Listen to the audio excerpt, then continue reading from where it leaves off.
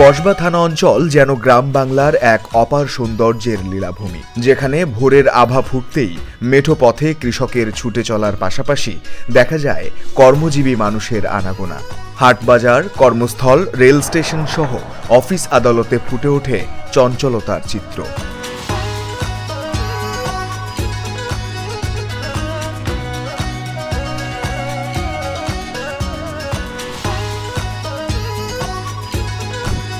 একাত্তরের মুক্তিযুদ্ধে কসবা ছিল ২ নম্বর সেক্টরের সবচেয়ে গুরুত্বপূর্ণ অঞ্চল।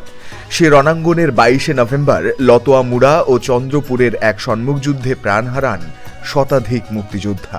এছাড়াও কসবার কোল্লা পাথর নামক স্থানে সংগঠিত যুদ্ধে পাক বাহিনীর বিপক্ষে লড়াইয়ে প্রকৌশলী, সিপাহী, সেনা সদস্য ও নারী সহ প্রাণ হারান প্রায় ৫০ জন নিরীহ বাঙালি।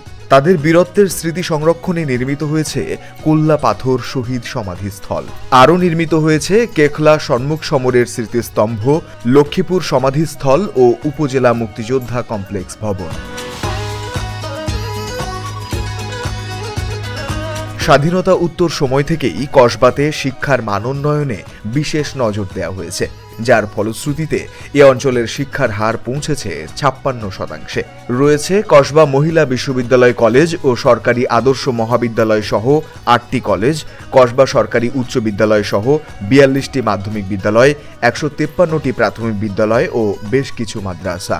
আইন শৃঙ্খলার সার্বিক স্থিতিশীলতা বজায় থাকায় এ এলাকার যোগাযোগ ব্যবস্থায় এসেছে দৃশ্যমান উন্নয়ন। থানাবাসীর দূরপাল্লায় যাতায়াতের সুবিধার্থে এ অঞ্চলের বুক চিরে বয়ে গেছে কুমিল্লা সিলেট মহাসড়ক।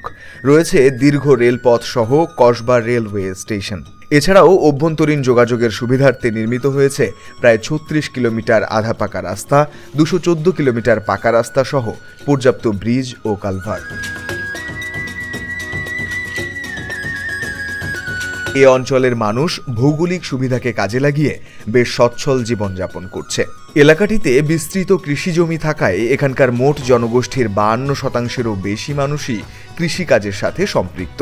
ফলে এখানে প্রতি বছর ধান, গম, আলু, ভুট্টা, ডাল সহ রেকর্ড পরিমাণ অর্থকরী ফসল উৎপাদিত হচ্ছে, যা স্থানীয় বাজারসহ দেশের বিভিন্ন জেলায় রপ্তানি করে কৃষকেরা স্বাবলম্বী হচ্ছে।